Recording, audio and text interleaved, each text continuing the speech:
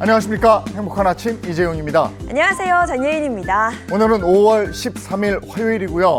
요즘에 날씨 좋으니까 산책들 좀 하시는지 모르겠는데 중년 이후에 신체 활동을 늘리면 알츠하이머병을 유발하는 단백질이 줄어든다고 합니다. 네, 운동과 그동안 담쌓았다 하시는 분들 제 얘기인가요? 운동을 하시면 알츠하이머병 위험 요인을 줄일 수 있다고 하니까요. 지금부터라도 행복한 노후를 위해 운동 시작하시는 게 좋을 것 같습니다. 네, 오늘 저희는 분노 유발자들 그리고 뭐니 준비되어 있습니다. 네, 오늘 분노 유발자들에서는요. 스승의 날 앞두고 이 얘기는 꼭 해야 할 것 같습니다. 추락한 교권, 붕괴된 우리 학교 점검해 보도록 하겠고요. 이어지는 뭐니에서는 현명하고 똑똑한 카드 사용법 짚어보도록 하겠습니다. 자, 화요일 행복한 아침 본격적으로 시작할게요.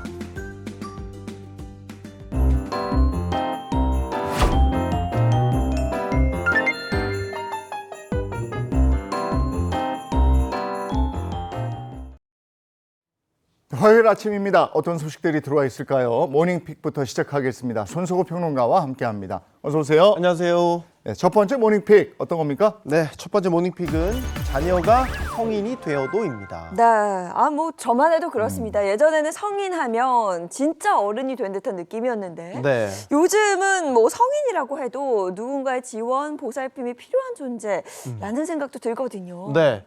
여러분 자녀를 언제까지 지원을 해줘야 된다고 생각을 하시나요? 실질적으로 그냥 대학 들어가면 뚝 끊었으면 좋겠는데 그게 안 되고 네. 얘가 취직하고 돈벌이가 시작되면 그때쯤? 네. 네. 최근 조사에서도 딱 말씀하신 그런 경향이 잘 나타나고 있습니다. 한국보건사회연구원이요, 2024년도 가족과 출산조사 보고서를 내놨는데 이 보고서를 보면요, 우리 국민의 88%가량은 자녀가 성인이 된 후에도 경제적으로 지원해야 된다, 이렇게 답을 했습니다. 구체적인 시기를 살펴보면요, 51%는 대학 졸업할 때까지, 28.7%는 취업할 때까지, 5.6%는 혼인할 때까지 경제적 지원을 해줘야 된다고 답했습니다. 언제까지라도라고 답한 응답자도 2.5%에 달했습니다. 그러니까 대략 국민의 88% 정도는 자녀가 성인이 된 이후에도 경제적으로 지원을 해줘야 된다, 이렇게 생각을 하고 있었습니다. 아유, 등골 휘네요. 네.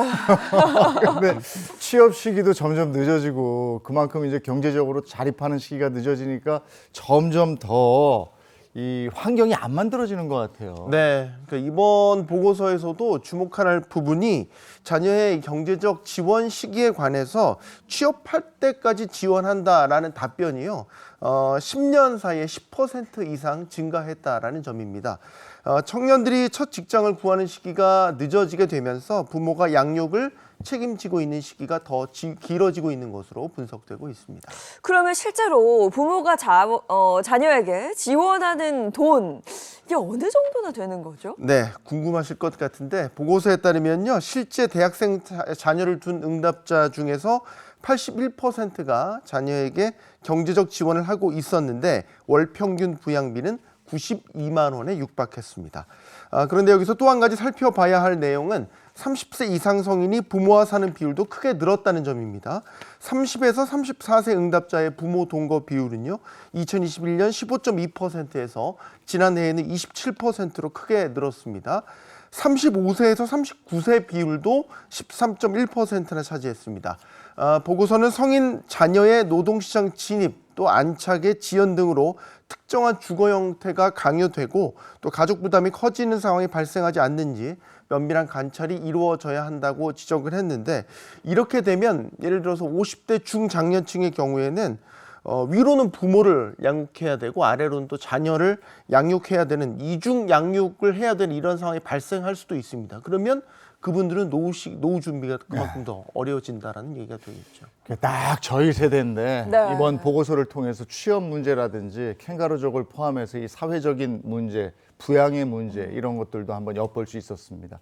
자, 다음 픽 전해주시죠. 네, 두 번째 모닝픽은 1인당 3만 원입니다. 네, 1인당 3만 원. 뭐 1인당 평균 식사값이라고 하긴 좀 많은 것 같고 시민들이 이 돈을 좀 더 내야 된다. 혹시 이런 얘기일까요? 네, 최근에 버스 파업이 있었습니다. 이 버스 파업과 관련해서 촉각을 곤두세운 상황들이 있었는데요. 서울시 버스노조의 인상안을 그대로 반영할 경우에는 서울시민 1인당 연간 3만 원을 추가로 부담해야 하는 것으로 나타났습니다.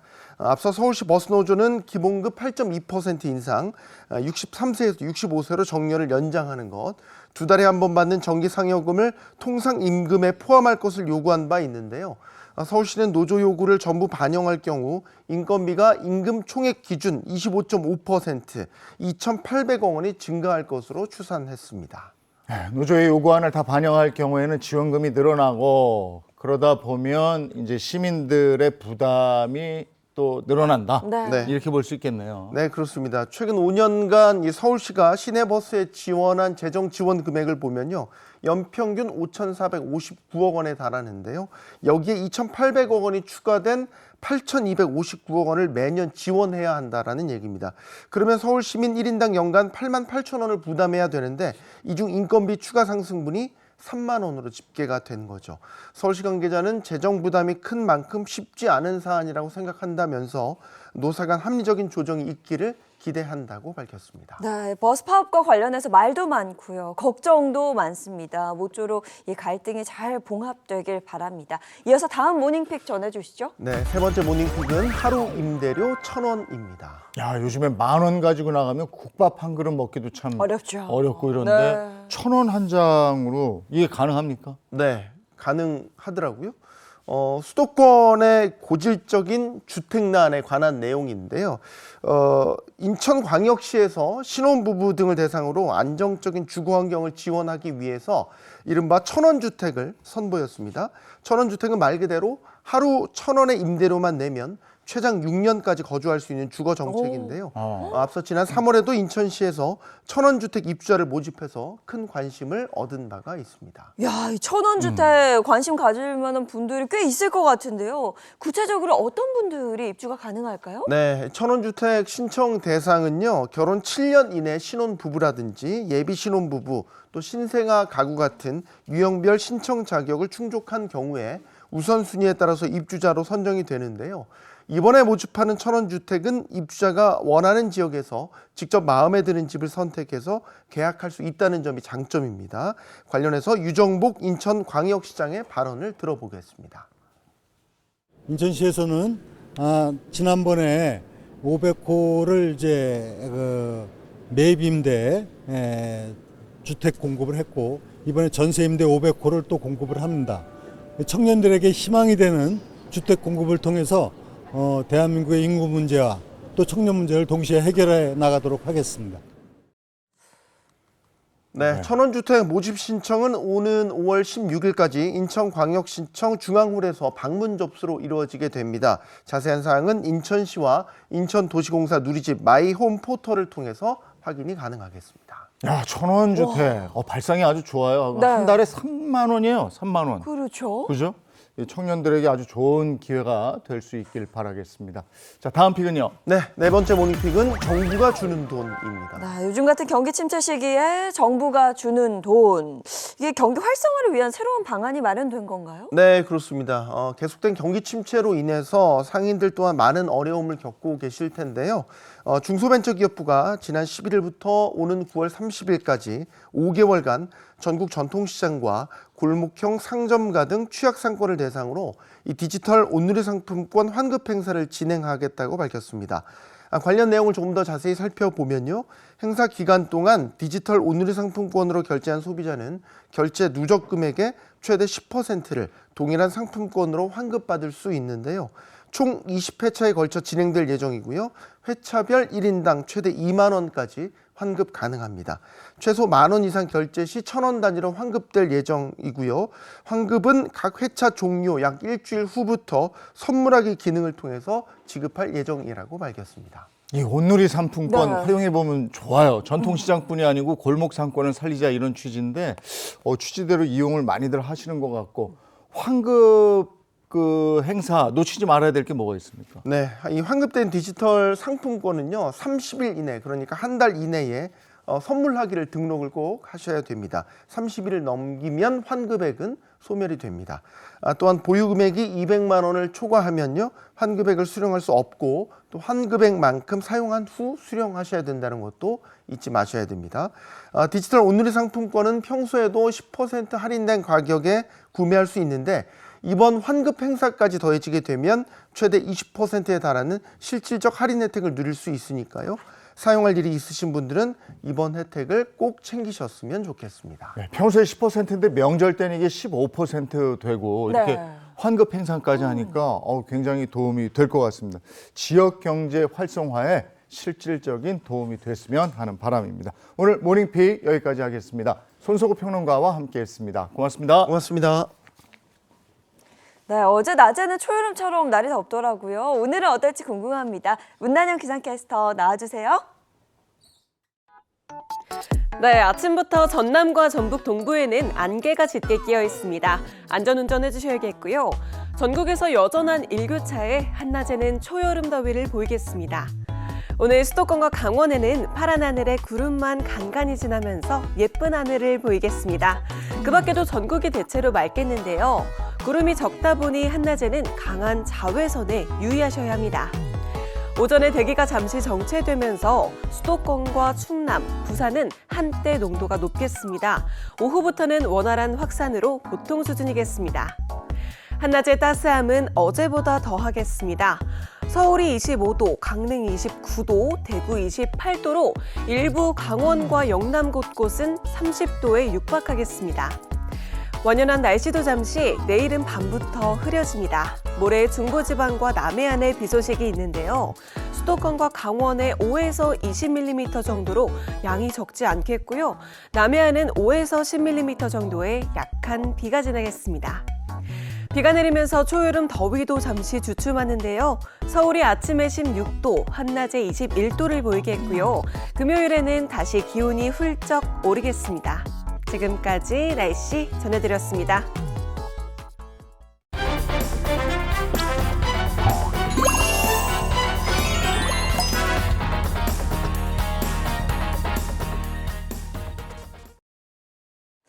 참을 수 없는 순간들 대신 분노해 드리겠습니다. 속 터지는 현실을 파헤쳐보는 분노 유발자들. 오늘도 이 두 분과 함께 할게요. 신인선 씨 그리고 김미경 변호사 모셨습니다. 어서 오세요. 네, 안녕하십니까? 안녕하세요. 이제 이틀 후면 스승의 날입니다. 스승의 날이자 세종대왕의 탄신일이죠. 5월 15일. 스승의 날이 먼저일까요? 세종대왕 탄신일이 먼저일까요? 당연히 세종대왕 탄신일이 먼저고 우리 결의 역사 속의 스승이시잖아요, 세종대왕님이. 네. 그래서 스승의 날을 5월 15일로 정했다는 겁니다. 네, 뭐 그만큼 스승의 의미가 중요하다 이렇게 읽히는데요. 저도 고등학교 때 유일하게 아버지라고 불렀던 선생님이 계세요. 스승의 날이 되면 더 보고 싶습니다. 다들 보고 싶은 선생님이나 존경하는 선생님 있을 것 같은데 인선 씨는 어때요? 수많은 선생님들이 계셨지만 제가 질풍노도의 시기인 중학생 때 대마포 중학교 중학교 3학년 담임 선생님 중에 황성철 선생님이라고 계셨는데 네. 영어 담임 선생님이셨어요. 그래서 항상 여기 포켓에다가 학습 카드 넣고 다니라고. 그래서 하루에 100장씩 영어를 외우게 일부러 강제로 시켰습니다. 그때는 너무 싫었는데 지금은 또 해외 행사 가면은 그 단어가 막 생각날 정도로 너무 고마운 분이 많은데요. 다른 선생님들도 사랑합니다. 그런 선생님들이 많이 있었죠. 네. 고마운 선생님들 생각나고 그때 학창 시절 얘기하면 우리가 선생님들한테 그렇게 많이 맞았지만 그래도 정말 고맙고 지금 생각하면 웃음이 절로 이렇게씩 나는. 네. 근데 요즘에 뉴스 보면은 그 학교 교육 현장이 너무 살벌해진 그런 사건 사고들이 있거든요. 오늘 그거 한번 점검해 보도록 하겠습니다. 자, 오늘 주제 바로 공개해 보겠습니다. 자, 오늘의 분노 유발자 주제입니다. 지금 우리 학교는 짓밟힌 교권, 벼랑 끝 교사들입니다. 요즘 학교에서 선생님들이 처하신 상황들을 보면 왜 이렇게까지 학교의 교권이 무너졌을까? 앞으로 이렇게 지낼 수밖에 없는 건가라는 걱정이 많이 들더라고요. 그렇죠. 뭐 그야말로 붕괴되고 있다라고 표현할 수 있을 법한 오늘날의 교권. 인선 씨가 유형별로 나눠봤다고 하죠? 네, 짓밟힌 교권, 벼랑 끝 교사들. 첫 번째 유형 보여주세요. 첫 번째는요, 제자에게 폭행당하는 선생님들입니다. 야, 이거 아무리 교권이 추락됐다고 하지만 그 학교 교육 현장에서 학생이 선생님을 야, 이거는 정말 말도 안 되는 일이 일어나고 있는 거거든요. 정말 기막힌 현실이긴 하지만 실제로 학교에서 학생이 선생님을 폭행하는 그런 사건들이 벌어지고 있습니다. 그 수위도 점점 높아지고 있는데요. 먼저 영상부터 확인해 보시죠. 자, 도로에 멈춰선 차량 앞으로 한 남성이 다가옵니다. 학교 체육복을 입었고 한 손에는 흉기를 쥐고 있는데요. 차에서 톡톡거리길래 무슨 일이라고 창문을 내렸는데 팍 찌르고 이제는 도망갔어요. 알고 보니 이 남성의 정체, 인근 고등학교에 다니는 2학년 학생이었는데요. 불과 몇 분 전 학교에서 흉기 난동을 벌인 후였습니다. 야, 고등학생이 흉기 들고 거리에서 학교에서도 난동 부리고 거리에서 또 난동을 부린 건데 이거 어떻게 된 사건입니까? 네, 이 사건은 지난 4월 청주의 한 학교에서 발생한 일인데요. 사건의 당사자인 이 남학생은 이날 오전 등교 후 상담 선생님에게 학교를 관두겠다고 말했고 선생님이 이를 제지하자 갑자기 흉기를 꺼내 들고 난동을 피웠습니다. 이 과정에서 교장 선생님과 교직원들이 부상을 당했는데 이 학생의 흉기 위협은 이것으로 그치지 않았습니다. 학교를 빠져나온 이 남학생이 시민들에게도 흉기를 휘두르면서 모두 6명이 다치는 일이 벌어진 겁니다.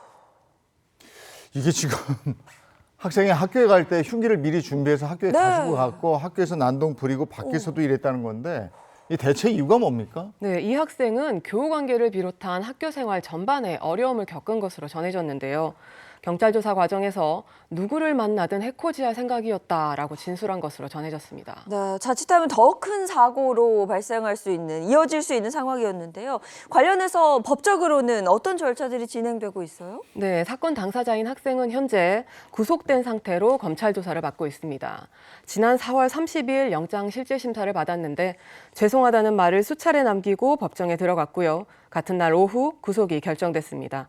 법원은 피의자가 사전에 범행 도구를 준비하고 범행을 계획한 점, 불특정 다수의 피해자를 상대로 무차별 범행을 한 점 등을 고려했고 도망할 염려가 있다면서 구속 사유를 밝혔습니다. 좀 더 명확한 조사가 이루어져야겠지만 학교에서 이렇게 흉기 난동이 벌어지고 학생이 구속됐다는 사실만으로도 좀 참담해지네요. 네, 최근 학교에서 또 한 번 사건이 있었죠. 이 사건 때문에 다들 정말 많은 충격을 받았습니다. 양천구의 한 고등학교에서 벌어진 일인데요. 영상부터 보시죠.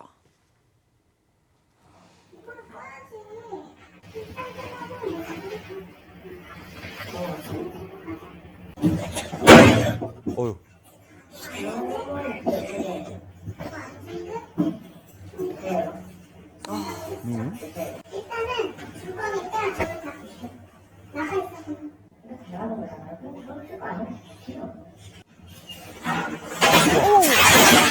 와, 저 지금 학생이 저러고 있는 거예요? 네, 그렇죠. 학생이에요. 저 고3 남학생이라는데. 네. 오! 네, 영상 보신 것처럼 학생이 바구니에 든 물건을 내동댕이 친 후에 휴대전화를 손에 쥔 채 선생님의 얼굴을 그대로 가격했습니다. 저런 말도 안 되는 상황이 벌어진 게 2025년 지금 학교 교실에서의 네. 엄연한 현실입니다.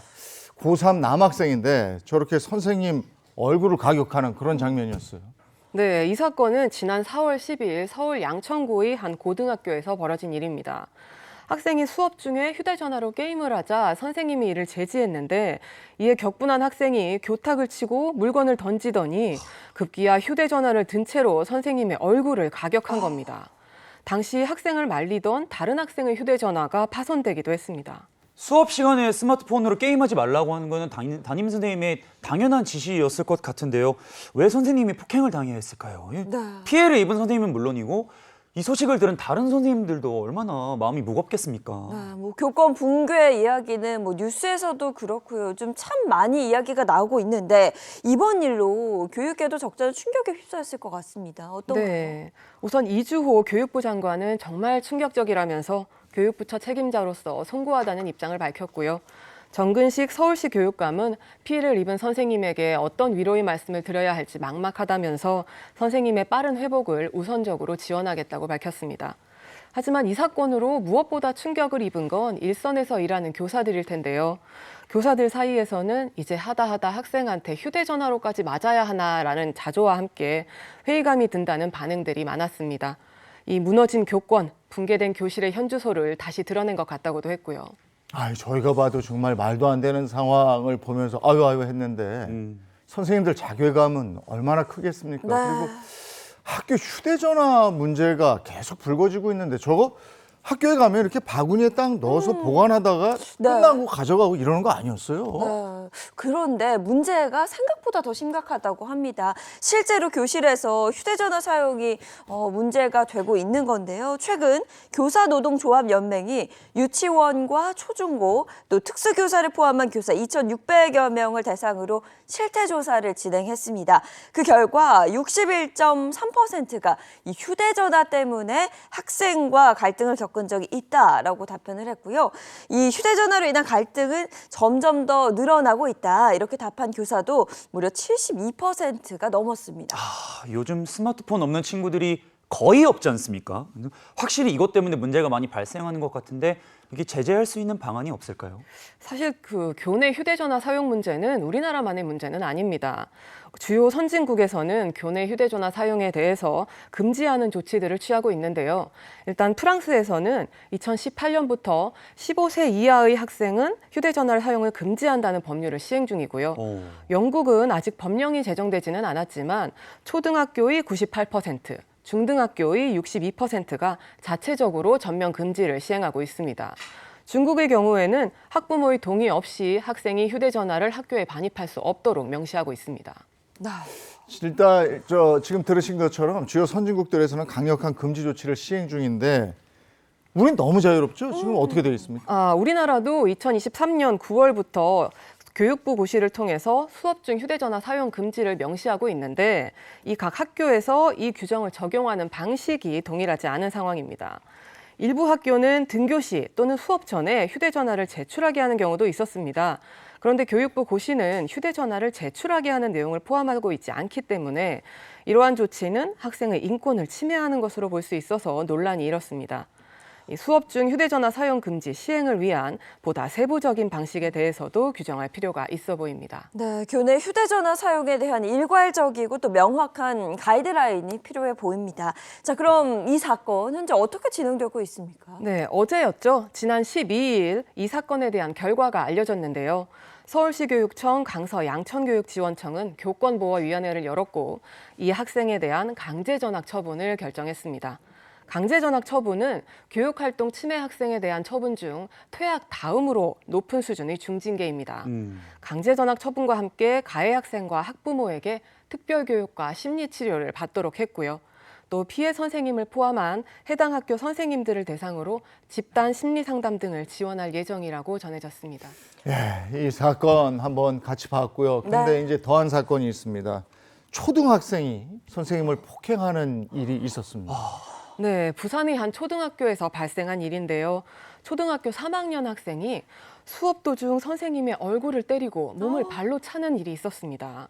당시 이 선생님은 학생들 앞에서 무차별적인 폭행을 당했고요.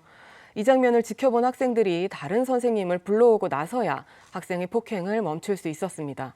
선생님은 이 같은 폭행으로 가슴뼈 등에 골절상을 입고 전치 3주 진단을 받았습니다. 당시 선생님의 심정을 제가 이해하려고 보니까 정말 억울하고 화가 날 것 같은데요. 어린 제자에게 무차별 폭행을 당하고 있는데 이 학생을 상대로 어린 제자니까 뭐 저희도 맞설 수가 없는 상태지 않습니까? 네. 얼마나 답답하고 힘드셨습니까? 아니, 이 폭행으로 인해서요. 가슴뼈 등에 골절상을 입고 전치 3주가 나왔거든요. 근데 몸이 아픈 것도 아픈 거지만 정말 어떻게 표현할까? 가슴이 찢어지는 그런 네. 고통을 느꼈을 것 같아요. 네, 그런데 더욱 안타깝고 화가 나는 건 이 피해 선생님이 같은 학생으로부터 과거에도 폭행을 당했던 적이 있다는 사실입니다. 당시에 이 학생을 제지하던 선생님은 팔과 가슴 등을 맞은 것으로 알려졌는데요. 이후 선생님은 매일 밤 악몽을 꾸고 너무 괴롭다는 심경을 토로해온 것으로 알려졌습니다. 근데 이런 일이 있으면 선생님은 그냥 당하고만 있어야 되는 겁니까? 이게 어떻게 선생님을 보호할 수 있는 조치는 없는 겁니까? 일단 이 사건은 부산시 교육청이 교권 침해 사실을 인정하고 피해 선생님에 대해 치료비를 지원하고 근무지를 변경하도록 했습니다. 이런 사건이 발생할 경우에 교원지휘법은 이 가해 학생과 피해 교원을 분리하고 피해 교원에게 특별 휴가, 심리 상담, 법률 지원들을 제공하도록 규정하고 있어서 이에 따른 조치가 이루어진 거고요. 이와 별도로 피해 교사는 가해 학생을 폭행, 상해 등의 혐의로 고소할 수 있는데 이 사건의 경우에는 가해자가 초등학교 3학년 학생이라 처벌이 어려울 것으로 보입니다. 야, 이런 상황이라면 선생님들이 얼마나 답답할까요? 현장에 있는 선생님들의 목소리 영상으로 담아봤습니다. 보시죠. 물건을 던진다든지 책상을 발로 밀어서 넘어뜨린다든지 뭐 다른 친구들에게 직접적인 폭력을 가한다든지 선생님이 죽었으면 좋겠어 뭐 이런 말도 서슴없이 매일매일 반복이 되는데 제가 할 수 있는 게 없었어요. 자기 분이 다 풀릴 때까지 이렇게 막 공격을 하는 거예요, 저를. 도움을 청할 거는 사실 현실적으로는 없다고 봐야 될 거예요. 한 번 정말 죽고 싶다는 생각도 했었던 거죠, 교실에서. 저렇게 되면 선생님들 입장에선 교육 현장이 지옥 같겠죠. 그쵸. 그리고 저거 너무 얼마나 공포겠습니까? 이게 정말 방법이 있어야 될 것 같은데. 근데 또 가장 걱정되는 게 이러다 보면요. 선생님들이 아이들을 놔버린다. 네. 그냥 너는 너, 나는 나. 그냥 나는 직장인으로서 그냥 와서 가르치고 갈 거야. 이렇게 돼버리면 교육 현장이 정말 엉망이 되고 우리 아이들은 도대체 누가 교육을 시키고 누가 보살피겠습니까? 선생님들이 그거 하셔야 되는데 아니 저 같아도 저런 일을 당하면 아니 그냥 아유 그냥 됐어 네. 이러고 말지 그걸 이 아이를 제대로 내 제자야 이렇게 보살피겠습니까? 피할 것 같아요. 저라도. 자 다음 유형 봐야죠. 다음 유형 있죠. 네, 짓밟힌 교권 벼랑 끝 교사들 두 번째는요. 학부모 공격에 멍드는 선생님들입니다. 이거 정말 이거는 뭐 한두 번 들은 얘기가 아니잖아요. 학부모들의 갑질. 네. 어떤 일이 있었습니까? 네, 인천의 한 초등학교에서 있었던 일인데요. 아이들끼리 주먹 다짐을 하는 일이 벌어지면서 교내 학폭심의위원회가 열린 것이 사건의 발단이었습니다. 이 일로 가해 학생의 어머니가 수업 중이던 교실에 쳐들어와서 선생님에게 넌 교사 자질도 없다. 경찰, 교육청, 교육부 장관에게 얘기해서 잘라버리겠다라는 폭언을 한 데다가 선생님을 강제로 교실 밖으로 끌어내서 목을 조르고 팔을 잡아당기는 등의 폭행까지 한 겁니다. 대체 선생님이 무슨 잘못을 했다고 그런 수모를 당합니까? 가해 학생 어머니가 선생님을 공격한 이유가 있었나요? 이 어머니의 주장에 따르면 선생님이 아이들에게 자기 아들을 신고하라고 시켰다는 겁니다.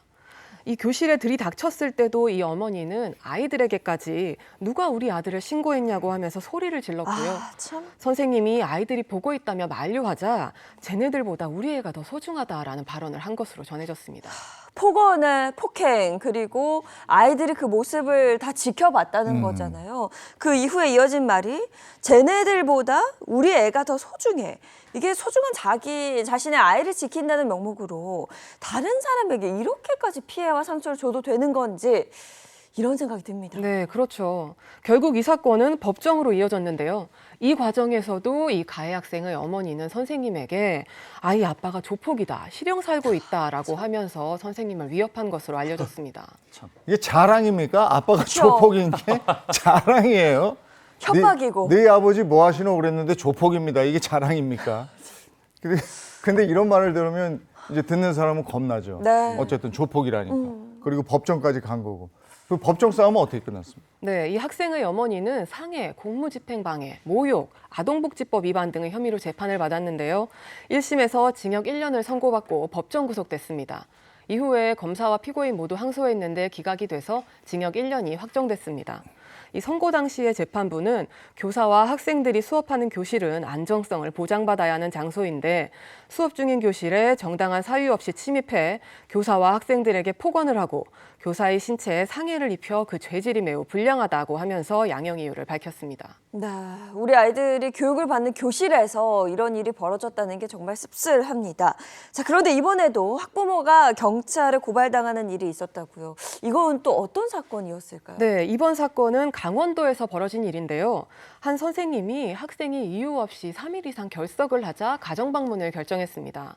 이 선생님은 학부모에게 미리 가정방문 사실을 알리고 방문을 했는데 학부모가 스토킹이라면서 경찰에 선생님에 대한 허위 신고를 한 겁니다. 와, 이 학생이 말도 없이 학교에 안 나오니까 걱정되는 마음에 선생님이 가정방문을 한 거잖아요. 그걸 어떻게 스토킹이라는 범죄로 몰아세울 수 있죠? 네, 저도 참 납득하기 힘든데 이 학부모는 선생님을 스토킹으로 신고한 것도 모자라서 자녀가 아동학대를 당했다며 고소까지 했는데요. 와. 이 선생님이 자기 자녀를 교무실에 감금했다고 주장을 한 겁니다.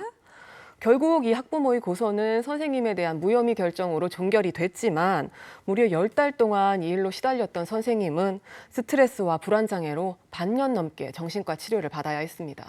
야, 선생님은 하지도 않은 일 때문에 이렇게 정신적으로 시달리고 이게 법정으로 가서 뭘 소송을 하고 막 이랬다는 거 아니에요. 그럼 변호사 쓰셨을 텐데 그 비용은 나 어떻게 됐을지 이것도 참 그렇고. 아니 정말 이런 거는 그냥 참고 있어야 되는 거예요. 어떻게 되는 거예요? 네, 일단 이 사건의 경우에는 강원도교육청이 교권보호위원회를 열었고 이 학부모의 행위를 교권 침해로 판단했습니다. 그래서 해당 선생님을 대신해서 강원도 교육감이 학부모를 공무집행방해와 무고 혐의로 경찰에 고발했습니다. 교육감이 학부모를 형사 고발한 경우는 들어보지 못한 것 같은데요. 이런 경우가 또 있었나요? 네, 강원도 내에서 교육감이 이 교육활동 침해를 이유로 학부모를 고발한 건 이 사건이 처음입니다. 그만큼 사안이 심각했다는 의미일 텐데요. 사건의 결과는 아직 알려지지 않은 상태입니다. 이게 선생님들이 이렇게 되면은 일방적으로 피해를 입고 이게 뭐 소문이 난다. 저 선생님이 어쩌고 저쩌고 이게 더 크거든요. 근데 이거를 법적 제도적으로 선생님을 보호할 수 있는 장치가 좀 마련이 돼야 되겠다 이런 생각이 들고요.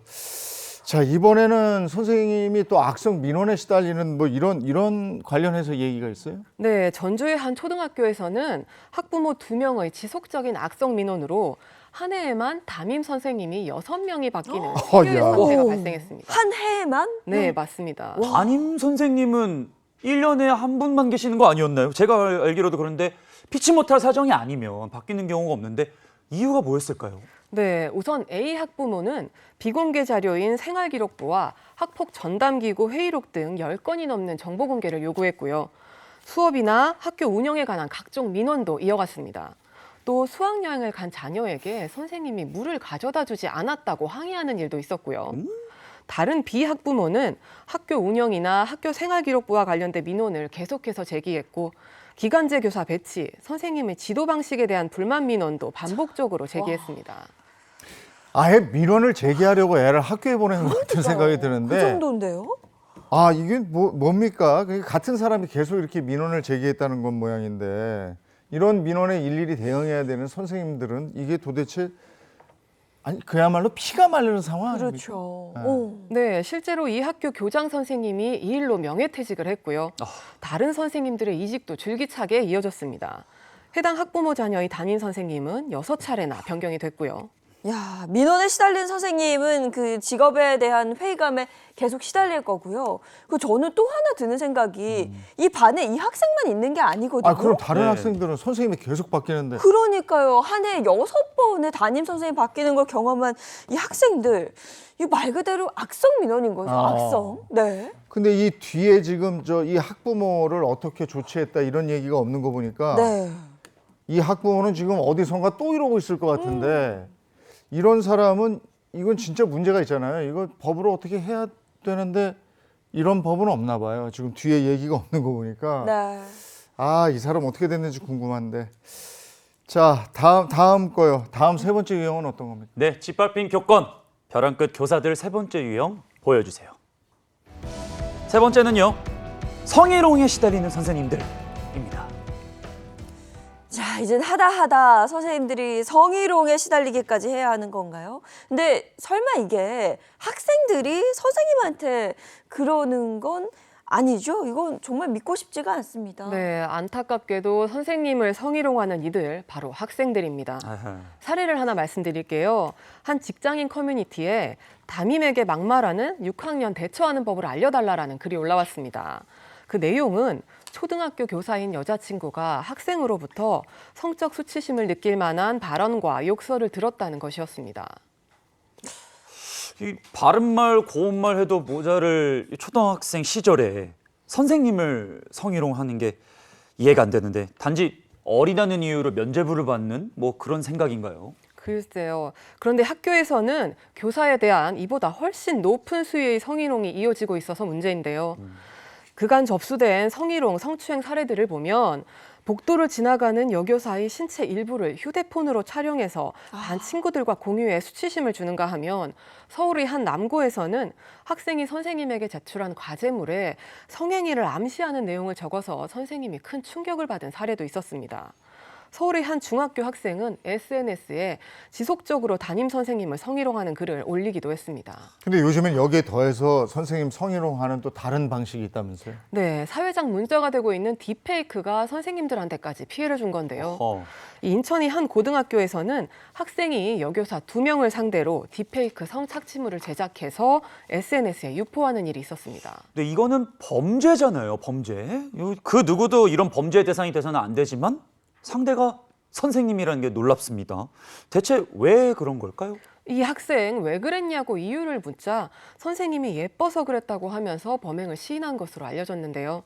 이 학생은 성폭력 처벌법 14조에 따라 7년 이하의 징역 또는 5천만 원 이하의 벌금에 처해질 수 있습니다. 근데 정말 답답한 게 선생님은 선생님이기 때문에 이걸 계속 인내하고 참아야만 하는 건가요? 아니 현실적으로 뭔가 이렇다 할 확실한 해결 방법이 좀 필요할 것 같은데요? 네, 교육부가 발표한 전국 초중 교교 접수된 교권 침해 신고 건수 통계 자료에 따르면 교권 침해 유형 중에서 성적 굴욕감이나 혐오감을 일으키는 행위 및 성폭력에 대한 증가율이 가장 큰 것으로 드러났는데요. 4년 동안 77%나 증가했다고 합니다. 이런 심각한 범죄 행위에 대해서는 가해자가 학생이라는 이유로 교사가 참고 넘길 것이 아니라 적극적인 신고를 통해서 가해 학생이 그에 합당한 처벌을 받고 반성할 수 있도록 할 필요가 있다고 생각합니다. 얘기를 듣다 보니까 제가 선생님이라는 직업을 가지고 있어도 이거 계속 해야 되는 게 맞나? 이런 의문도 그렇죠. 들고 네. 아이들하고 학부모에게 이런 대접을 받아야 되는 것도 이해가 안 되고요. 마음 편히 학교를 못 다닐 것 같아요. 제가 선생님이면. 아니 지금 이런 일들이 자꾸 벌어지고 이러니까 그 예전에는 얼마나 선생님 되고 싶어하는 아이들이 많았습니까? 네. 그리고 그러다 보니까 교대 인기가 굉장히 높았는데 요즘에는 교대 인기가 시들어졌잖아요. 네, 맞습니다. 계속되는 교권 침해와 열악한 근무 환경으로 이 교사라는 직업에 대한 만족도가 떨어지면서 교대 합격선은 계속 낮아지고 있는 추세입니다.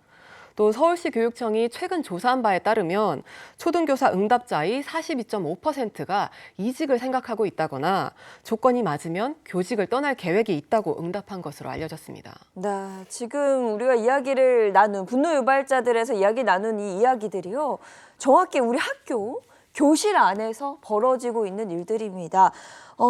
교사들은 계속 회의감에 시달리고 반복이거든요. 이 악순환의 고리를 좀 끊어내야 할 것 같은데 이거 그냥 손 놓고 볼 일이 아니다라는 생각이 좀 듭니다. 근데 이게 저 학부모들 중에도 이 못된 사람들이 있어요. 네. 아까 그 악의적으로 민원 넣고 막 이러는 거는 정말 악의적이거든요. 네. 그리고 또 하나가 우리가 흔히 집에서 아이들하고 선생님 얘기할 때 야, 너희 선생이 오늘 뭐라 그랬냐? 이런 식으로 얘기한다고. 그러면 그 아이들도 선생님을 낮춰서 보게 돼 있어요. 그렇죠. 오늘 선생님께서 무슨 말씀하셨니?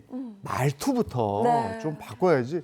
이렇게 되면은 이거 아이들 기강이 안 쓰거든요. 지금 특히나 혼내는 어른이 없는 이런 시대에 점점 선생님들 우습게 알고 이러면 큰일 나는 거죠. 그럼 아이들 안 돌본다니까요. 그냥 너는 너는 학생, 나는 선생님. 그냥 우리 직업에 충실하자 이렇게 돼버리면 어떡할 겁니까? 네. 여기까지 하죠. 김미경 변호사와 함께했습니다. 고맙습니다. 고맙습니다.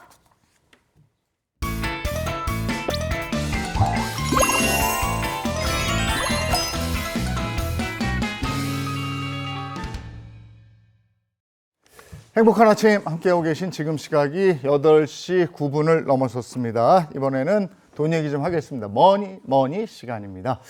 5월을 지내면서 이제 스승의 날 남았어요. 어린이날, 어버이날 지냈고 네. 스승의 날 이제 지나고 그러면 이제 우리 같은 사람들은 종합소득세 신고를 해야 되는데 어쨌든 그거 빼고 그 위에 거 하느라고 가족 행사하느라고 카드값 걱정하시는 분들도 많을 거예요. 많죠. 네, 이 카드값 때문에 통장이 돼버리는 일이 정말 많은데요.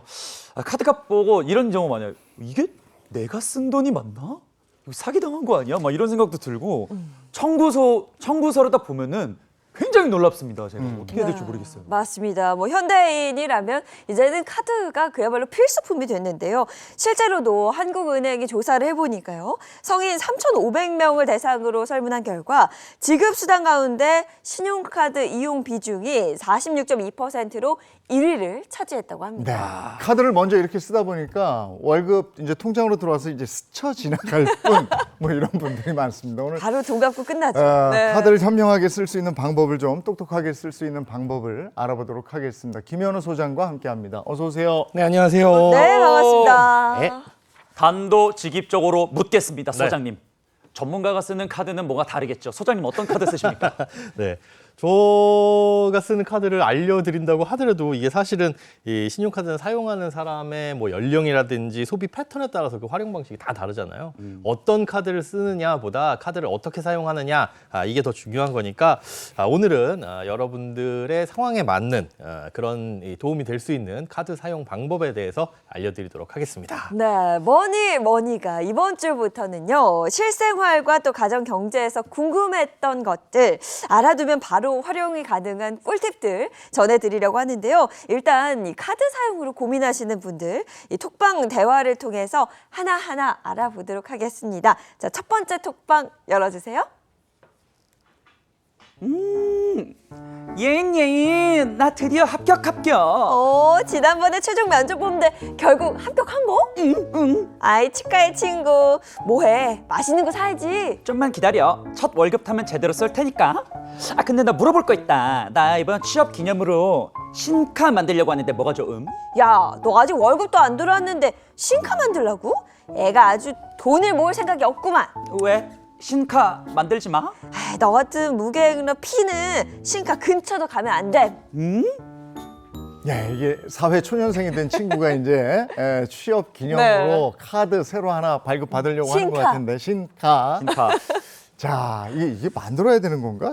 이게 아직 모은 돈도 없을 텐데 신카 만들어야 되나? 그것도 좀 궁금하고요. 보통 이제 어르신들이 사회초년생한테 말씀하시기에는 신용카드 쓰면 그거 다 빚이다. 신용카드 쓰지 말고 현금 써라. 이 체크카드 써라 이렇게 말씀을 하시는데요. 사실은 소비를 줄이고 통제하는데 체크카드가 더 도움이 되기는 합니다. 그런데 신용카드도 아주 좋은 장점이 있거든요. 바로 이 신용점수 향상에 대단히 큰 도움이 된다라는 겁니다.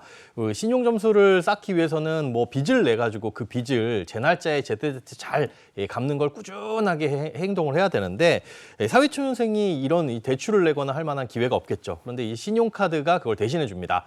결제일에 차곡차곡 꼬박꼬박 잘 갚기만 하면 신용점수 향상에도 굉장히 도움이 많이 되니까 신용카드는 만들어 두시는 것이 나중에 혹시나 대출을 받을 때 유리한 조건을 받을 수 있는 그런 좋은 방법이 되겠습니다. 근데 저 톡방에 저 말이에요. 그 신인선 카드. 네. 저 완전 무계획형 소비 생활을 하는 것 같은 그런 멘트가 나왔거든요. 말투가. 네. 이 친구가 카드 만들어줘도 될까요? 이게 신용카드를 일단 만들 때 앞서도 말씀드렸지만 소비 통제가 잘 돼야 된다라는 걸 전제하에 만드셔야 됩니다. 그런데 나는 무계획형에다가 돈만 있으면 다 그냥 소비하는 스타일이다라고 한다면 신용카드가 있으면은 과소비를 하는데 좀 문제가 생기겠죠. 그래서 이 신용카드를 만들더라도 이 정기적 지출만 자동 결제가 되도록 하고 일반적 소비에는 신용카드를 사용하지 않는 게 좋습니다. 예를 들어서 휴대폰 요금 이런 것들은 매달 꾸준히 나가잖아요. 대중교통비 이런 것도 마찬가지고. 그래서 이런 것들만 신용카드를 사용을 하고 친구들 만나서 뭐 밥을 먹으러 간다, 식사를 하러 간다 이럴 땐 아예 그냥 신용카드를 집에다 두고 못 쓰게 만들거나 아니면 처음부터 한도를 확 줄여가지고 쓰고 싶어도 못 쓰게 만드는 것도 하나의 방법이 될 수 있습니다. 그게 제일 안 되던데 선생님 그걸 말씀해 주시네요. 네. 근데 내가 소비를 잘 통제하고 잘 쓸 수만 있다면 신용점수 올릴 수 있는 좋은 방법이 신용카드 사용이다. 좀 이렇게 들립니다. 그렇습니다. 연회비 아까서 혜택 좋은 체크카드 쓰는 것도 저는 나쁜 방법은 아니지만 이 체크카드는 신용카드에 비해서 사실 신용점수 향상에 미치는 영향은 대단히 미미하거든요. 그래서 신용점수를 위해서라면 신용카드를 쓰라고 말씀을 드립니다. 아, 저는 궁금한 게요. 예. 신용카드 몇 장씩 쓰세요, 혹시? 저는 3개 많이 써봐요. 근데 주로 쓰는 카드는 하나. 그렇죠. 네. 그래요? 개수는 더 있는데 주로 쓰는 건 저도 딱 그렇죠, 하는 것 같아요. 오. 매일 쓰는 거. 아예 한 장을 만들고 있거든요. 무서워서 또 신용카드를 2년 전에 만들었어요. 진짜요? 계속 체크카드를 한 10몇 년 쓰다가 어쩔 수 없이 써야 될 상황이 생겨서 신용 점수 때문에 대출 받아야 될 일이 생겨서 썼는데 제 친구들은 예. 여러 개 있습니다. 그 이유가 뭐냐면 주유 마일리지, 네. 항공사 마일리지, 또 뭐 그런 게 있더라고요. 뭐 이코노미에서 비즈니스를 바꿀 수 있는 그런 네. 카드, 그런 것 때문에 여러 종류를 쓰고 있는데 그렇게 쓰는 게 맞는 건지 아니면 이렇게 조심하게 하나만 쓰는 게 맞는 건지 궁금합니다. 저는 후자, 조심스럽게 1개 내진 2개 정도만 쓰는 게 맞다고 보이고 진짜 이 간혹의 주변 사람들 보면 그렇게 카드마다 혜택을 쏙쏙 뽑아서 잘 챙기시는 분들이 간혹가다 계세요. 그런데 이 부분은 우리가 좀 생각을 해야 될 게 연회비도 카드마다 나가잖아요. 연회비도 나간다라는 것도 생각을 하셔야 되고 그 혜택을 챙기기 위해서는 실적을 충족을 해야 됩니다. 한 달에 얼마 이상 쓰면 그때부터 할인입니다, 뭐 적립입니다, 이런 혜택이 주어지거든요. 뭐 이 카드는 월에 30만 원 이상 쓰셔야 되고 뭐 저 카드는 월에 50만 원 이상 쓰셔야 된다. 맞아. 그럼 그 혜택 받기 위해서 그걸 또 채우시는 경우들이 있거든요. 그런 식으로 요건 맞춰서 실적 달성하려다 보면 괜히 쓰려고 하지도 않은 그런 돈들을 써야 되는 과소비로 이어질 수도 있습니다. 그러니까 카드 혜택에 그러니까 너무 혈안이 돼서는 안 된다. 맞습니다. 네. 카드 혜택은 주목적이 아니라 부수적인 혜택이라는 걸 명심을 하셔야 되는 겁니다. 그러면 사회 초년생은 그냥 먼저 할 거는 카드 개수를 일단 좀 줄여야 되겠네요. 그렇죠. 카드 너무 많이 만드시는 거 사회초년생은 특히나 저는 반대고요. 신용카드 1개, 많으면 2개 정도만 만드셔가지고 오랫동안 꾸준한 금액으로 적은 금액을 평상시에 사용을 하시는 게 좋습니다. 그래서 신용카드는 뭐 통신비나 교통비 아니면 요즘에 구독 같은 거 많이 하시잖아요. 이런 거에 이제 주로 고정 지출에 쓰시고 평상시에 우리가 통제가 가능할 수 있는, 즉 줄일 수 있는 용돈이라든가 뭐 외식비 이런 것들은 아예 처음부터 사용 금액을 정하고 체크카드에 그 돈을 넣어두고 체크카드로 사용하시는 게 소득공제에도 도움이 됩니다. 그 사회초년생 때 카드 만들면 꼭 결제일 지정하라고 하잖아요. 그때 뭐 아무것도 모르니까 네. 그냥 뭐 15일이 좋다고 뭐 15일쯤 뭐 이러면 아 네네네 15일 할게 이렇게 하는데 이 15일이 좋은 거예요? 이게 신용카드에는 신용공여기간이라는 게 있어요. 말이 어려운데 이게 뭐냐면 카드를 사용한 날로부터 그 카드 대금을 결제하는 날까지의 기간입니다. 근데 신용카드 결제일을 대부분 이제 월급날 다음 날로 하시는 분들이 많이 있으세요. 월급날이 20일이다 그럼 카드 결제를 21일 이렇게 해두는데 그럼 문제가 뭐냐 하면 신용카드를 긁은 기간이 전전월 뭐 25일에서 전월 25일까지 사용한 게 이번 달에 카드가 결제됩니다. 그러니까 2달 전에 쓴 게 이번 달에 돈이 나가거든요. 근데 신용카드는 앞서서 이제 고정적인 항목 그런 지출에만 쓰라고 말씀을 드렸는데 한 달에 얼마 썼는지가 눈에 보이기 위해서는 이 신용 공여 기간을 고려해서 1일부터 말일까지 사용한 게 이번 달에 결제되도록 그렇게 맞춰놓는 게 좋습니다. 그래서 15일이라는 얘기가 나온 건데 이게 카드사마다 좀 다릅니다. 대부분의 카드가 11일에서 15일 사이인데 카드사에 직접 전화를 하셔서 1일부터 말일까지 사용한 게 다음 달에 결제되도록 맞춰주세요라고 한다면 11일에서 14일 사이가 될 거고요. 그렇게 된다면 이제 신용카드로 긁는 게 얼마인지 딱 눈에 보이니까 내가 한 달에 고정 지출이 얼마이구나라는 거를 쉽게 파악을 할 수가 있습니다. 나 어떻게 그걸 모르고 있었어? 야, 나는 소장님 지금 벌써 사회생활을 30년 지금서 세상에. 그래서 이렇게 많이 안 썼는데 뭐지 하면은 지난달에 그렇죠. 그렇게 하는 그렇죠. 거구나. 왜 이제 나타나셨어요, 소장님? 야, 근데 소장님 말씀대로 네. 카드 결제일 지정만 잘해도 내역서를 내 가계부처럼 쓸 수 있다. 그렇죠. 네, 이렇게 말씀하신 건데, 근데 사람의 성향에 따라서 이게 통장에 되는 한이 있어도 연체되는 거 정말 싫어하는 사람이 있어요. 당연하죠. 그러면 그래서 안 되죠. 바로바로 잉잉 이렇게 하려고 네. 월급 근처에 가깝게 하는 분들이 있거든요. 이런 경우는요. 카드값 연체 때문에 월급을 받으면 그 다음 날로 결제일을 지정해놨어요 하시는 분들이 많이 계신데 이거 솔직히 문제입니다. 내가 월급을 받지 못하면 지난달에 카드값을 갚지 못하는 상황이다. 재무적으로 상당히 위험한 상황이거든요. 사실은 카드값은 외상입니다. 외상값을 이번 달 월급을 받아야만 갚을 수 있는 상황이다라고 한다면 지금 적금하고 뭐 할 때가 아니라 빨리 이거 깨고 카드값 낼 돈 정도는 비상금으로 항상 보유하는 게 중요하니까 그거 먼저 하시는 게 순서입니다. 아까 신용카드를 잘 쓰면 신용 점수를 올릴 수 있다고 그랬잖아요. 네네. 구체적으로 한번 좀 알려주세요. 네, 일단 사용 금액에 큰 변동이 없는 게 가장 좋습니다. 그러니까 신용카드 금액을 얼마 딱 쓰는 게 좋다라는 게 아니라 이 사람이 어떤 패턴을 가지고 쓰고 있는지를 신용 이 평가 회사에서는 보거든요. 그러니까 꾸준하게 한 50만 원 쓰던 분이 갑자기 200만 원 썼다? 그럼 이것도 신용 점수에 안 좋은 영향을 미칩니다. 그래서 그러면 신용카드의 한도를 몇 %까지 쓰는 게 좋은가요? 라고 질문을 주시는 분들이 계신데 이것도 다 달라요. 통상 카드 한도의 20%에서 50% 이내로 쓰는 게 좋습니다라고 말씀은 드리지만 이것도 패턴에 따라 달라질 수 있는 거라는 거 기억을 해두시고요. 중요한 건 연체 없이 오랫동안 사용하시는 겁니다. 가끔 그런데 급하게 현금 필요하다고 해서 신용카드 현금 서비스 이용하시는 분들이 있는데 이게 신용 점수에는 최악입니다. 그 어떤 것보다 연체보다도 더 오히려 안 좋은 영향을 미칠 수 있거든요. 왜냐하면 이게 단기 소액 대출이기 때문에 이 신용평가 회사에서 이 부분에만큼은 굉장히 안 좋은 걸로 평가를 하게 되어 있습니다. 그러면 소장님 그 리볼빙 서비스도 마찬가지인 거죠? 이거 뭐 카드 만들 때 잘 확인 안 하면 네. 그냥 리볼빙 서비스 이렇게 체크해서 가입된 경우도 있거든요. 네, 저도 그런 경우가 있거든요. 이 카드사에 일부러 전화를 해서 이거 해지해 주세요 해야지 그 서비스가 해지되는데 자, 이 리볼빙 서비스가 뭐냐? 일부 결제 금액 2월 약정 서비스입니다. 쉽게 얘기해서 이번 달에 쓴 돈을 다음 달에 결제하도록 그 다음 달에 결제하도록 이렇게 미뤄가지고 결제하게끔 만드는 서비스인데요. 이번 달에 통장에 잔고가 없다 그러면 결제되지 않은 돈은 다음 달로 넘어갑니다. 이게 마치 연체를 막아주는 좋은 서비스처럼 보이지만 이 리볼빙 이율이 신용카드사 18개 카드사 평균을 내보니까 17%에 육박합니다. 연체율보다 이게 높거든요. 17%요? 맞습니다. 혹시나 우리가 잘못해서 연체가 되면 단돈 1,000원이라도 연체되면 그 다음 날 정도엔 카드사에서 전화 옵니다. 고객님 연체되셨어요. 근데 이 리볼빙은 이렇게 높은 금리를 부과하면서도 연체됐다는 얘기를 안 해요. 정말 그러니 모르고 그냥 넘어가다가는 오히려 더 소비 패턴을 망가뜨릴 수 있다. 처음부터 리볼빙은 신청을 하지 않거나 신청되어 있다면 해지를 하시는 게 돈 관리에 훨씬 좋습니다. 아니 큰일 날 서비스네요, 리볼빙. 아니 그러니까 얘기를 안 해주겠지. 17%나 되는데 이자가 요걸 또박또박 먹는데 그거를 하겠어요. 이거 조심해야 되고. 그럼 사회초년생을 위한 신용카드 매뉴얼 체크리스트 요거 정리 좀 해보겠습니다. 네, 신용카드는 처음 만드는 이제 사회초년생 여러분들은 신용점수 올리시는데 적극적으로 활용을 하시되 그렇다고 여러 장 만들지는 마시고요. 고정 지출은 신용카드로 그리고 일반 지출은 체크카드로 각각 목적에 맞게 나눠서 쓰는 게 좋습니다. 그리고 앞서 말씀드린 것처럼 현금 서비스 리볼빙은 절대 금물이다. 요거 명심해 두시기 바랍니다. 절대 안 됩니다.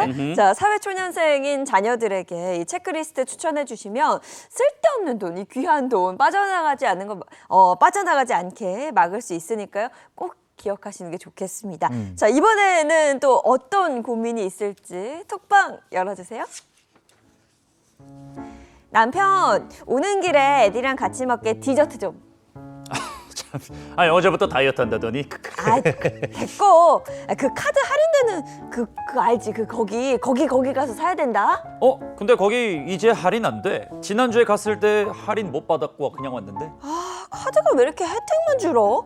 돈 빠져나가는 건 줄줄인데. 우리 쓰는 카드 지금 한 5개쯤 되나? 이점에 카드들 좀 정리 좀 해라. 그래, 일단 퇴근하고 만나. 자, 40대 부부, 맞벌이 부부의 대화인 것 같은데 소득은 좀 늘었어요. 근데 지출도 늘죠. 아이들 교육비에다가 보험비, 자동차 할부금, 뭐 집이 있으면 모르겠는데 전세나 월세, 뭐 이런 부분도 있을 거고 대출금. 자, 근데 이제 어떻게 해야 되는가? 근데 앞서 뭐 저희가 톡방 열어봤지만 이게 다 알뜰하게 살려고 노력하는 거거든요. 카드별로 혜택이 다 다르다 보니까 하나하나 적고 기억해 가면서 혜택을 좀 챙기려고 하는 건데 이걸 계속 하다 보면요, 좀 카드한테 지는 기분도 들고, 이렇게까지 내가 살아야 되나 뭐 이런 생각이 들기도 합니다. 자, 그러면 돈 들어갈 때 이렇게 카드 여러 장 쓰는 게 이게 과연 이득인지 이것도 좀 짚어봐야 될 것 같아요. 네, 제가 결론부터 말씀드리자면 이래저래 겪어봐도 카드가 많아서 좋은 경우, 그러니까 카드는 다다익선이다 그런 경우는 못 본 것 같습니다.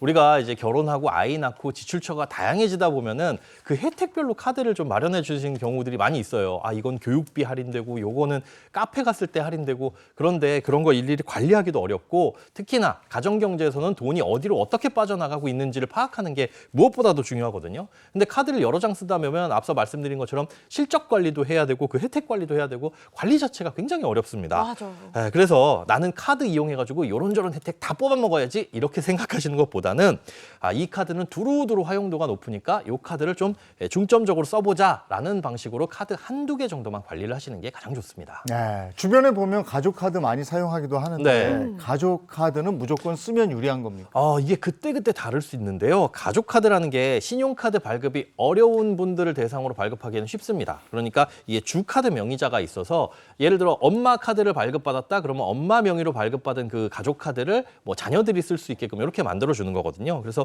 신용도라든가 소득이 없는 분들한테 신용카드를 쓸 수 있게끔 만들어 주려면 이렇게 가족 카드를 발급받는 게 더 도움이 될 수는 있죠. 이 장점은 뭐냐면 가족 카드는 실적이 합산됩니다. 그래서 높은 혜택인데 이 카드 실적 한 달에 뭐 50만 원 이상 써야 돼, 뭐 100만 원 이상 써야 돼 이런 카드가 있다고 한다면 가족 카드를 쓰게 되면 그 카드 실적을 먼저 빠르게 채울 수가 있겠죠. 그래서 연회비 같은 경우에도 이 주 카드 명의자 한 사람만 내면 되기 때문에 이 연회비도 절약을 할 수 있다는 장점이 있습니다. 다만 뭐 일부 프리미엄 카드는 가족들에게도 연회비를 부과하긴 하지만 그건 좀 미미한 수준이고요. 또 가족 카드 한도가 명의자 한도를 쫓아가거든요. 그러니까 엄마 카드를 만들었다 그러면 엄마의 한도를 공유하는 거니까 이게 과소비를 할래야 할 수가 없는 구조도 만들어질 수 있다는 장점도 있습니다. 네, 근데 이야기 들어보니까 그렇게 따지면 가족 카드를 만들지 않을 이유가 없어 보이는데요. 네, 장점 많지만 단점도 있는데요. 이 맞벌이 부부라면은 가족 카드 만드시는 거 조금 고민을 해보셔야 됩니다. 이 소득공제, 연말정산 소득공제 혜택을 받으려면 그 카드 주 명의자여야 돼요. 그래서 남편분의 명의로 가족 카드를 발급받아서 아내가 사용을 한다. 근데 아내도 맞벌이를 하고 있다. 나중에 연말정산 때 이 신용카드 사용액 등의 공제는 남편만 받을 수 있거든요. 그래서 둘 중 누구로 공제를 받을 것이냐 이런 것들을 따져가지고 가족 카드 발급 여부를 좀 결정을 하셔야 됩니다. 네, 근데 맞벌이 부부가 소득이 똑같을 수는 없지 않습니까? 어렵죠, 그러기엔. 한 분이 만약에 연봉 5천, 네. 한 분이 연봉은 3천 이러면은 누구 걸로 하는 게 낫습니까? 그렇게 3,000에서 5,000 이 정도는 세율이 같습니다. 이럴 경우에는 소득이 적은 사람이 쓰시는 게 유리해요. 왜냐하면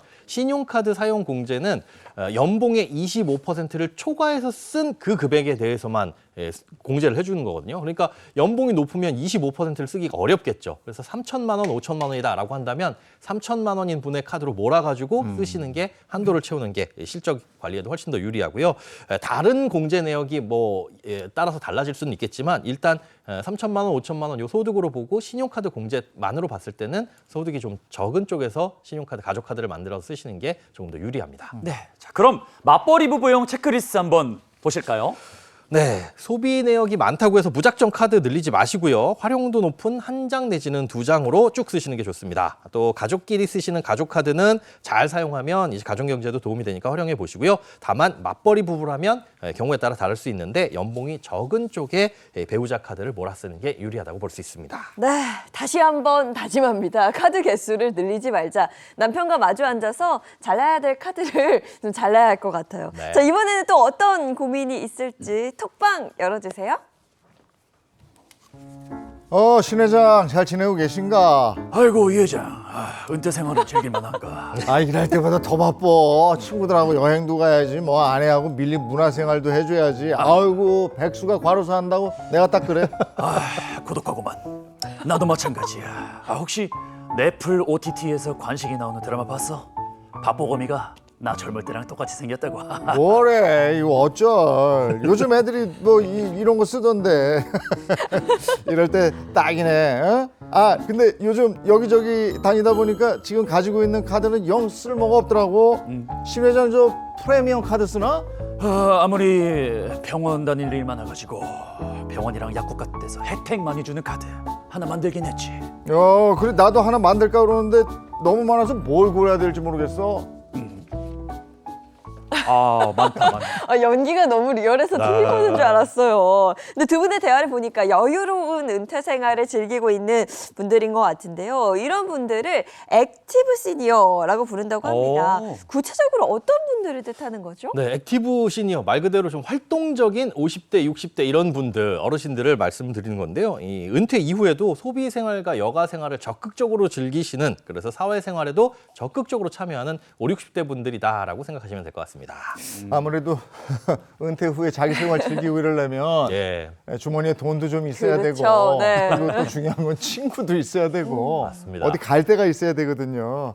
근데 실제로 이제 이런 분들이 요즘에는 이런 활동들을 많이 하시잖아요. 예, 많이 합니다. 한 카드사에서 60세 이상 고객 중에 이 카드 결제 금액이 상위 20%인 분들을 액티브 시니어라고 정의를 하고 이분들의 소비 패턴을 분석해 보니까 고물가와 경기 악화로 소비가 위축됐음에도 불구하고 오히려 이분들의 소비 금액은 더 늘어났다고 합니다. 와. 어디에 썼느냐 봤더니 온라인 쇼핑 아니면 OTT 또 외모 관리 같은 그 젊은 세대들에서 쓸 법한 소비들을 이 액티브 시니어가 많이 소비를 하셨다고 합니다. 와, 정말 액티브하게 예. 소비를 하신 거네요. 그렇습니다. 카드 내역서 보면은 저랑 결제내역이 비슷한데. 그럴 것 같아요. 와, 대단하십니다. 이제 액티브 시니어가 이런 경향을 보이다 보니까 한마디로 돈이 되는 집단인 거잖아요. 그러니까 2030 세대하고 비슷한 이 항목에다 쓰는데 이분들이 돈은 더 많으니까 이분들을 놓칠 수가 없는 거죠. 그래서 이 5060을 겨냥해서 골프, 뭐 콘서트, 펫케어까지 혜택을 주는 이 액티브 시니어를 겨냥한 신용카드 상품들이 많이 나오고 있습니다. 혜택들이 그야말로 맞춤형으로 디테일해진 겁니다. 네. 자, 그럼 은퇴 생활을 즐기고 싶은 이 시니어들이 카드 고를 때 어떤 점들을 좀 고민해 보면 좋을까요? 앞서도 말씀드렸지만 나의 소비 패턴, 어디에 주로 많이 쓰느냐 이런 것들이 제일 중요합니다. 그러니까 예전보다 뭐 건강검진 빈도라든가 병원 이런 것들을 많이 찾으신다면 이 의료 혜택, 의료 시에 의료 기관 이용 시에 할인이나 적립 혜택이 많은 카드를 쓰시는 게 좋겠죠. 아니면 뭐 영화나 전시회 이런 거 많이 즐기신다라고 한다면 문화생활 할인 카드 혜택이 높은 카드를 쓰시는 게 좋을 거고요. 그런데 저는 여기서 한 가지 좀 말씀을 드리고 싶은 게 내가 이게 혜택이 많은 건 좋은데 실질적으로 이 혜택을 쓸 때 불편하지 않느냐도 좀 체크를 해보실 필요가 있어요. 예를 들어 한 달에 한 편씩 영화 무료 관람 혜택이 있는 신용카드가 있다. 그런데 그 영화를 예매하려면 그냥 가가지고 신용카드를 쓰면 되는 게 아니라 별도의 홈페이지에 들어가가지고 예매하고 거기서 표를 끊고 이렇게 번거로우면 네. 맞아요. 실질적으로 쓰시기 굉장히 쓰게 불편하거든요. 돼요. 안 쓰게 됩니다. 그러면 혜택만 있다 뿐이지 그걸 못 쓴다? 그럼 별로 의미가 없는 거죠. 그래서 내가 이 혜택을 어떻게 받는 거야 정확히 알 수 없는 카드라면 만들지 않는 게 좋다고 보입니다. 그렇죠. 이게 카드를 만들더라도 내가 쉽게 쓸 수 있는 네. 한마디로 내가 장악해서 사용할 수 있는 카드를 만들면 되는 거죠. 그렇습니다. 네. 뭐 이것저것 혜택이 많은데 사용 방법이 복잡하다 이런 카드 쓰시는 것보다는 주로 지출하는 항목에 대해서 혜택이 집중적으로 많은 카드를 하나 정도 선택을 하시는 게 좋을 것 같습니다. 이분들은 대체로 연회비가 비싼 카드를 쓸 텐데 연회비가 비싸다는 건 그만큼 혜택이 많다 이렇게 받아들이면 됩니까? 사실 연회비가 뭐 10만 원, 20만 원, 뭐 50만 원 하는 카드들도 많이 있는데요. 이런 연회비가 비싼 카드들이 혜택이 좋은 경우가 대부분입니다. 그러니까 연회비가 뭐 10만 원, 20만 원 하는 카드들의 일반 공통적인 이 혜택을 보면 1년에 한 번씩 연회비의 대부분을 카드 포인트나 상품권으로 돌려주는 거거든요. 그러니까 예를 들어 20만 원 연회비인데 15만 원을 상품권이나 포인트로 돌려준다. 그러면 이 카드는 사실상 연회비가 5만 원짜리 카드인 거죠. 근데 연간 혜택을 보면 그 5만 원보다 받을 수 있는 게 더 많은 이런 프리미엄 카드들도 있고요. 뭐 적립 혜택 같은 걸 보면 뭐 1%에서 1.2% 정도 되기 때문에 충분히 사용 금액으로도 연회비를 회수할 수 있는 카드들이 많이 있습니다. 하지만 이렇게 연회비가 비싸다고 이 프리미엄 카드라고 해서 모두 좋은 건 아닙니다. 똑같은 연회비인데 카드사마다 이 혜택이 크게 판이하게 차이 나는 경우들이 있고요. 또 연회비에 비해서 내실은 그닥인 효용이 좀 떨어지는 카드들도 있으니까 이런 것들은 반드시 비교를 해보고 선택을 하시기 바랍니다. 자, 이렇게 프리미엄 카드의 세계까지 살펴봤는데요. 액티브 시니어를 위한 카드 사용법 정리해 주시죠. 네, 프리미엄 카드를 고르실 때는 내가 제일 많이 돈을 쓰는 데가 어디인지 파악해서 그 부분에 혜택이 많은 카드를 고르시되 사용법이 복잡하고 어려운 카드는 좀 피하시는 게 좋고요. 또 연회비가 비싸니까 좋은 거겠지 하고 무턱대고 만드시면 분명히 손해봅니다. 반드시 비교는 필수입니다. 그래서 저는 제일 궁금한 게 이 카드를 쓰면 이 보너스가 막 쌓입니다. 네, 저도 포인트가. 모르게. 예. 근데 상담원들 항상 그래. 결제할 때 이거 고객님 포인트 있는데 포인트를 써드릴까요? 이러면 그때 알아요. 네. 맞아요. 그 까먹을 때 그냥 방치할 때가 많단 말이죠. 네. 근데 인선 씨 같은 사람이 꽤 많은 거죠. 한 해 소멸되는 포인트만 해도 무려 1,000억 원 와. 된다고 합니다. 네. 이거 모르고 그냥 지나치면 너무 아깝잖아요. 네, 이 카드 포인트 모아가지고 누군가에게 집을 사줬으면 참 좋겠는데 일단 잠자고 있는 내 카드 포인트가 얼마인지 확인하는 방법은 각 카드사 앱으로 들어가셔도 되지만 여신금융협회 사이트라든가 어카운트 인포라는 앱을 설치하시면 모든 카드사에 이게 잠자고 있는 카드 포인트를 통합으로 조회를 할 수가 있습니다. 네. 지난 4년간 이 카드 포인트 통합조회 시스템을 통해서 현금으로 전환된, 현금으로 받아가신 포인트가 무려 4,968억 원이라고 하거든요. 참고로 카드 포인트 소멸 시효는 카드사마다 약간의 차이는 있지만 대부분 5년이니까 그 안에 좀 사용을 하셔야 됩니다. 근데 저는 포인트 모아볼까 하고 비싼 물건 사서 포인트 많이 모으려고 그랬는데 네. 어쩔 땐 적립이 안 되더라고요. 네. 보통 카드사들 공통적으로 무이자 할부, 그리고 세금, 보험료 이런 경우에는 카드 포인트 적립이 안 되는 경우들이 있습니다. 그러니까 비싼 물건 사서 무이자 할부했는데 이거 카드 포인트 두둑하게 받아야지. 왜 적립 안 되지? 보면 그게 무이자 할부기 때문에 그러거든요. 그래서 요것들은 미리미리 한번 결제 전에 카드 앱 등을 통해서 확인하시는 게 좋을 것 같습니다. 그럼 이 포인트를 제대로 활용할 수 있는 방법은 뭐가 있어요? 네, 지금 민선 씨도 말씀하셨지만 카드 포인트 모아뒀다가 나중에 써야지 하셔도 그게 사실은 조삼모사입니다. 이자가 쌓이는 건 아니니까 결제일마다 매달 결제일 때 카드 결제일에 포인트로 결제를 하시는 게 오히려 그때그때 소진을 하고 또 이제 기부도 하고 싶다면 이 포인트를 기부할 수도 있거든요. 그러면 연말정산 때 세액공제도 되니까요. 이런 것들도 한번 활용을 해보시기 바랍니다. 네, 요즘에는 해외여행 가서 카드 쓰는 경우도 굉장히 많은데요. 해외에서 카드 사용할 때 어떻게 사용하는 게 좀 보다 유리할까요? 네, 요즘에 가면 해외에서도 신용카드 결제할 수 있는 곳 많이 있잖아요. 그런데 주의하셔야 될 게 반드시 현지 화폐로 결제를 하셔야 된다는 겁니다. 이게 무슨 소린가 하실 수 있는데 가면은 예를 들어 10달러를 썼다라고 한다면 이걸 10달러로 결제할지 아니면 우리 돈 원화로 결제할지를 선택할 수 있거든요. 근데 원화로 결제하게 되면 원화가 달러로 환전되고 달러가 다시 원화로 환전되고 나중에 결제할 때는 또 원화로 결제되고 이렇게 환전 과정을 여러 번 거치게 되니까 이중 비용이 발생합니다. 그래서 반드시 해외에서 결제를 할 때는 현지 결제를 하셔야 되고 해외에서 신용카드로 결제할 때 고가 제품 살 때 할부가 안 되거든요.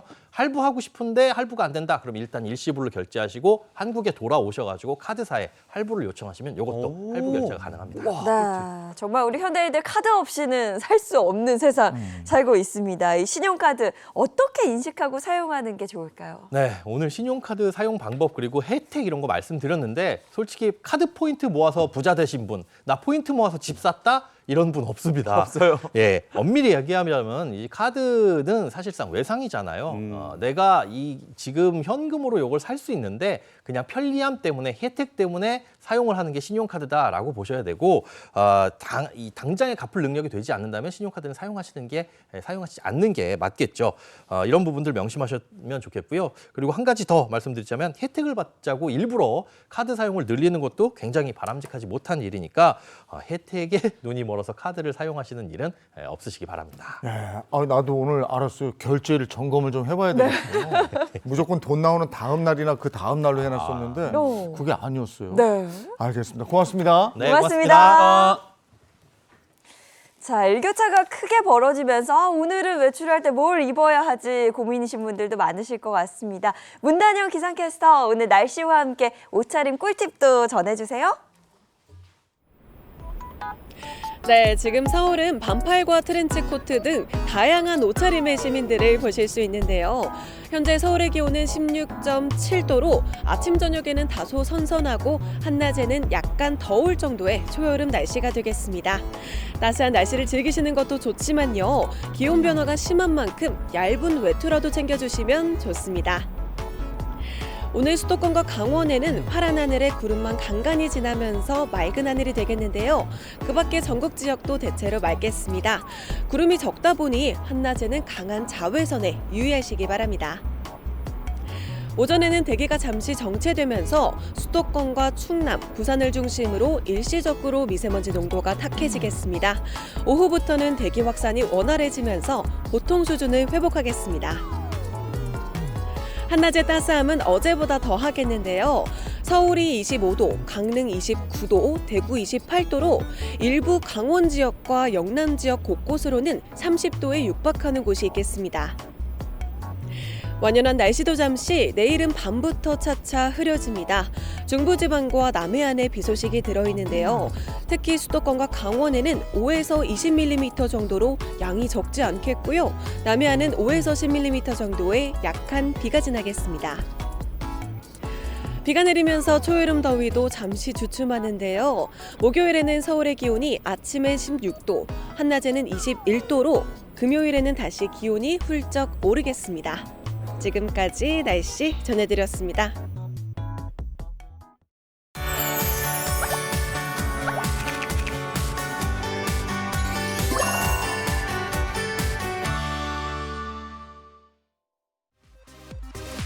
제23회 대한민국 서당 문화마당이 지난 10일 운현국 일대에서 개최됐습니다.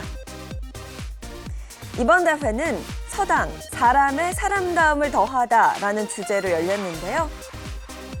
이러한 인성과 예절이 희미해져가는 이때에 이런 대회를 통해서, 이런 행사를 통해서 우리 국민 모두가 관심을 갖고 그 인성 예절 교육 문화를 잘 이어가 보자고 하는 취지에서 이번 행사를 열게 되었습니다.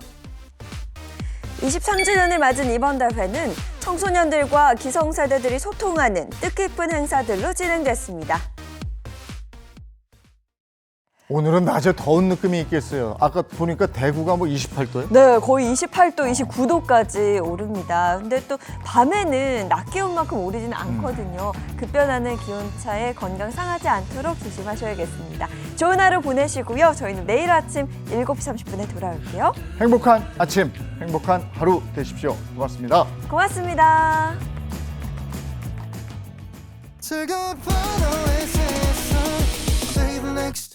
Channel A.